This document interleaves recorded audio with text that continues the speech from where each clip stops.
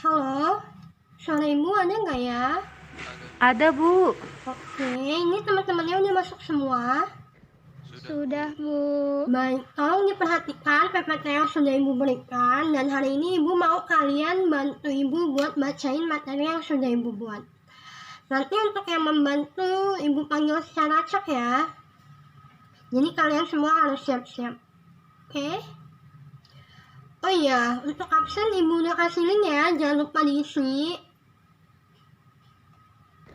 Baik, Bu. Baik, kalau gitu kita mulai pelajaran hari ini. Selamat pagi semuanya. Pagi, Bu. Oke, untuk materi hari ini kita tentang manajemen badan usaha. Dan kita akan membahas tentang pengertian manajemen dan badan usaha, ciri-ciri dan syarat badan usaha, fungsi manajemen dalam badan usaha, dan contoh manajemen dalam kelas. Baik, materi pertama yang akan kita bahas tentang pengertian manajemen dan badan usaha. Ibu ingin bertanya dulu nih sama kalian, ada yang kalian ketahui nggak sih tentang manajemen? Yang bisa jawab? Saya, Bu. Oke, jadi Manajemen itu adalah sebuah sistem yang dibuat oleh sebuah organisasi atau perusahaan untuk mengatur dan mengorganisir sebuah hal dalam pengawasan dan pengendalian. oke, benar sekali. Terima kasih yang sudah menjawab. Sebelum ibu menjelaskan, ibu mau Rami tolong bacakan sampai target tertentu ya. Lalu diteruskan sama Iqbal. Oke, silakan. Secara umum, manajemen adalah sebuah proses yang dilakukan seseorang dalam mengatur kegiatan yang dikerjakan individu atau kelompok. Karena manajemen adalah sebuah seni untuk mencapai tujuan. Sudah dapat dipastikan di dalamnya ada beberapa tahapan yang harus dilakukan untuk memperoleh target tertentu.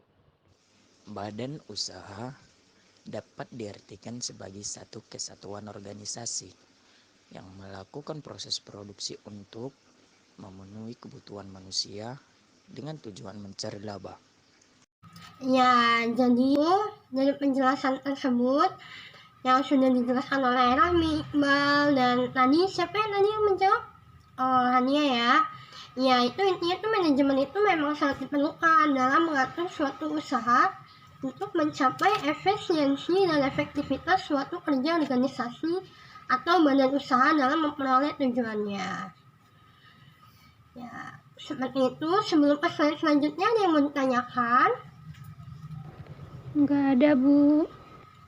Baik, kita lanjut. Di sini kita akan mengetahui ciri-ciri dan syarat badan usaha. Kali ini ibu mau minta tolong sama Wahyu ya, bacain ciri-cirinya, dilanjutkan sama Rian untuk membaca syarat badan usaha. Oke. Ciri-ciri badan usaha: A. Bersifat abstrak. B. Bersifat formal. C.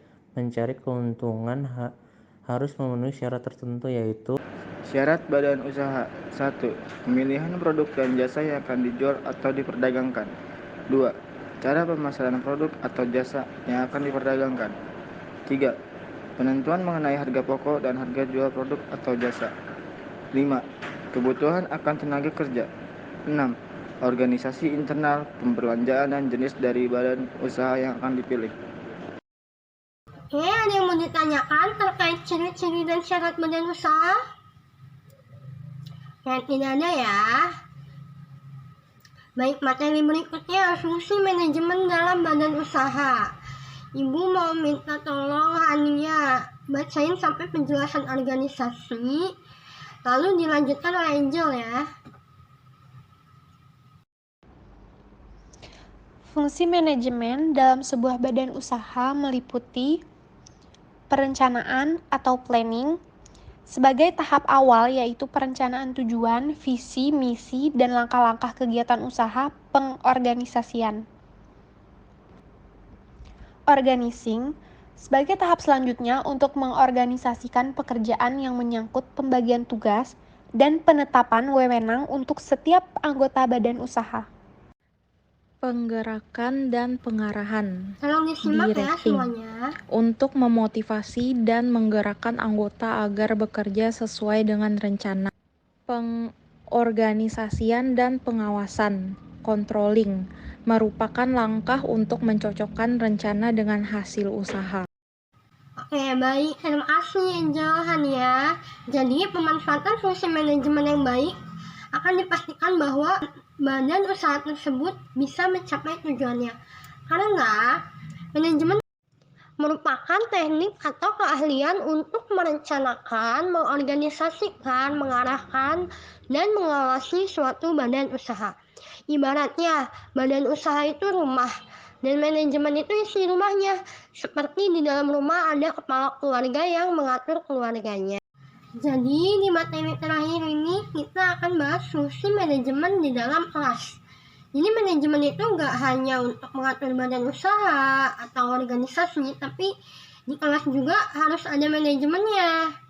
Jadi kalian ada yang tahu salah satu contoh manajemen yang bisa dilakukan di kelas? Yang bisa jawab Ibu kasih poin nih. Saya, Bu. Oke, silakan. Pemilihan ketua kelas, Ada lagi? membuat jadwal piket, Betul sekali. Siapa nama kamu? Nomor absennya berapa? Biar gue Oke, kasih Ibu. poin ya. Nomor absen 12. Oke. Baik, jadi benar yang disebut oleh K itu juga termasuk ke dalam fungsi manajemen di dalam kelas. Seperti biasa, Ibu mau Vivi bacain fungsi manajemen di dalam kelas ya. Fungsi manajemen kelas yaitu untuk mewujudkan situasi atau kondisi proses belajar, mengajar, dan pengaturan waktu sehingga pembelajaran berjalan dengan baik dan tujuan kurikulum dapat tercapai. Nah, terima kasih Vivi. Jadi, manajemen kelas itu adalah segala usaha yang diarahkan untuk mengarahkan ke suasana belajar yang efektif dan menyenangkan, dan dapat memotivasi siswa untuk belajar dengan baik. Nah, contohnya, ketika kita memasuki kelas offline, Ibu ngajarnya itu menggunakan alat bantu mengajar yang berbeda dari guru-guru yang lain.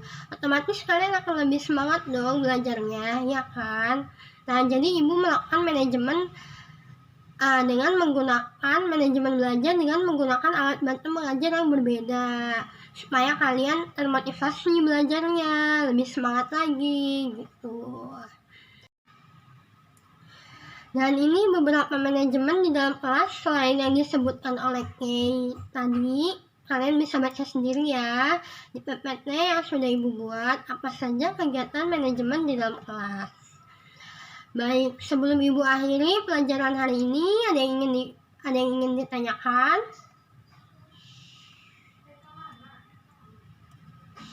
Baik, kalau tidak ada yang ingin bertanya, Ibu anggap kalian sudah paham semuanya. Baik, terima kasih sebelumnya yang sudah membantu Ibu untuk menyampaikan materi hari ini. Ibu akhiri, sampai jumpa di minggu depan. Wassalamualaikum warahmatullahi wabarakatuh. Waalaikumsalam warahmatullahi wabarakatuh.